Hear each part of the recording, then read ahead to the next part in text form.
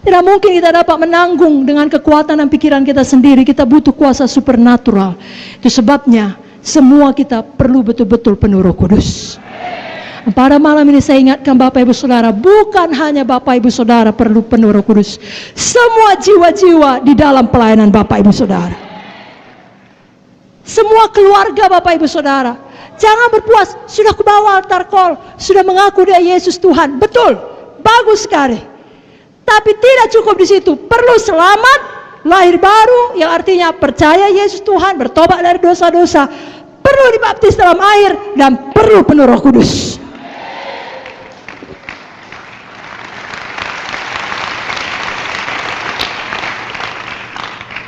Saudaraku, bagus selamat, bagus baptisan air, sangat-sangat baik. Tapi kalau kita mau hidup yang berkuasa dan menang tadi, perlu baptisan Roh Kudus. Adalah Yesus sendiri yang membaptis kita dengan Roh Kudus. Keempat Injil menuliskannya. Saya bacakan Matius 3 ayat 11, Markus 1 ayat 8, Lukas 3 16 dan Yohanes 1 33. Matius 3 11, aku membaptis kamu dengan air sebagai tanda pertobatan. Tapi ia yang datang kemudian daripadaku lebih berkuasa daripadaku, dan aku tidak layak melepaskan kasutnya. Ia akan membaptiskan kamu dengan Roh Kudus dan dengan api. Markus 1:8, aku membaptis kamu dengan air, tapi ia akan membaptis kamu dengan Roh Kudus. Siapa membaptis? Yesus membaptis dengan Roh Kudus. Lukas 3:16, Yohanes menjawab dan berkata kepada semua orang itu, aku membaptis kamu dengan air, tapi ia lebih berkuasa daripada aku akan datang dan membuka tali kasutnya pun aku tidak layak. Ia akan membaptis kamu dengan Roh Kudus dan dengan api.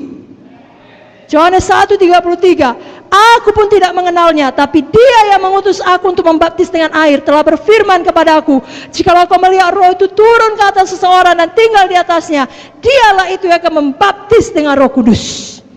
Jadi kalau sampai diulangi dalam keempat Injil, Tuhan mau semua anak-anaknya sampailah kepada kepenuhan itu.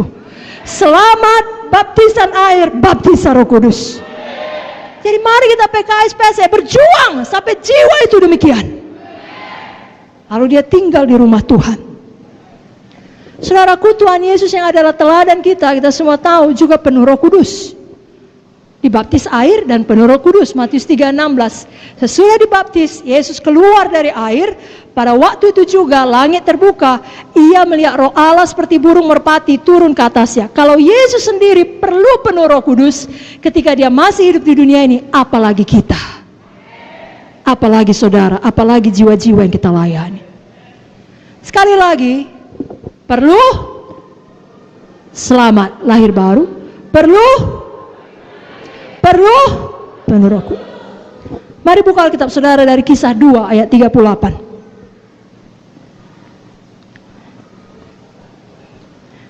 Mari kita semangat melayani jiwa-jiwa sampai mereka penuh Roh Kudus. Kisah 2:38.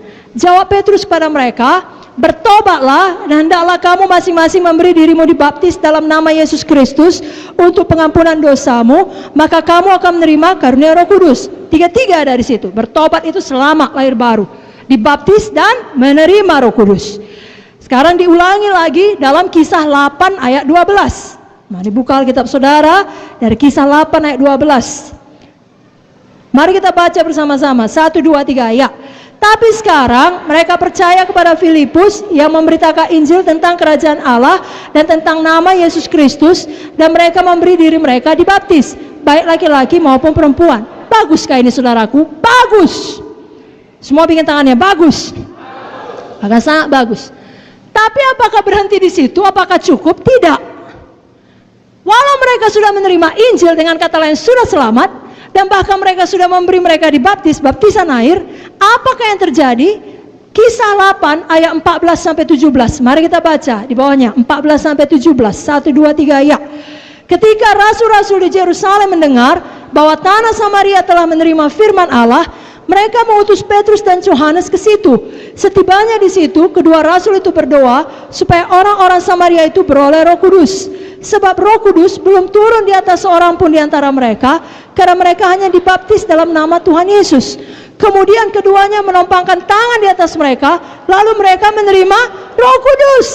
Haleluya. Katakan amin. Berikan tepuk tangan bagi Tuhan Yesus. Satu ayat lagi saudaraku, Kisah 19 ayat 1-2. Mengenai perlunya ketiganya. Tidak cukup 2 saja. Kisah 19 ayat 1-2. Mari kita baca bersama-sama. 1, 2, 3. Ya. Ketika Apolos masih di Korintus, Paulus sudah menjelajah daerah-daerah pedalaman dan tiba di Efesus. Di situ dapatinya beberapa orang murid. Katanya kepada mereka, sudahkah kamu menerima Roh Kudus ketika kamu menjadi percaya? Akan tapi mereka menjawab dia, belum. Bahkan kami belum pernah mendengar bahwa ada Roh Kudus. Nah, coba dengarkan baik-baik. Kenapa Paulus menulis ini? Kenapa Paulus berkata seperti ini? Pada waktu dia pergi satu tempat, dia temukan ada murid-murid yang percaya kepada Tuhan Yesus. Lalu ditanyanya, apakah kamu sudah menerima Roh Kudus ketika kamu menjadi percaya? Bukankah saat kita percaya, dengan kata lain, saat kita selamat menerima Yesus, dengan sendirinya kita juga menerima Roh Kudus? Jadi kenapa ditanya Paulus? Apakah teologi Paulus salah? Tidak. Tidak mungkin salah. Dia yang menulis sebagian besar daripada kitab-kitab perjanjian baru. Amin, saudara. Maksudnya di sini adalah Paulus mau mereka menerima baptisan Roh Kudus, dipenuhkan di dalam Roh Kudus dan berdoa bicara dalam bahasa roh. Itu sebabnya kita baca seterusnya ayat 3-6. 1, 2, 3. Ya. Lalu kata Paulus kepada mereka, kalau begitu dengan baptisan manakah kamu telah dibaptis? Jawab mereka, dengan baptisan Yohanes. Kata Paulus, baptisan Yohanes adalah pembaptisan orang yang telah bertobat, dan ia berkata kepada orang banyak bahwa mereka harus percaya kepada Dia yang datang kemudian daripadanya, yaitu Yesus. Ketika mereka mendengar hal itu, mereka memberi diri mereka dibaptis dalam nama Tuhan Yesus. Dan ketika Paulus menumpangkan tangan di atas mereka, turunlah Roh Kudus ke atas mereka, dan mulailah mereka berkata-kata dalam bahasa roh dan bernubuat. Waktu saudara layani jiwa, jelaskan sejelas-jelasnya. Roh Kudus bukan hanya untuk murid-murid Yesus dan 120 orang yang tertulis di Kisah Para Rasul 2, tapi untuk kamu dan untuk anak-anak kamu, untuk sebanyak orang yang dipanggil Tuhan, untuk kita semua janji itu. Berikan tepuk tangan saudaraku, amin.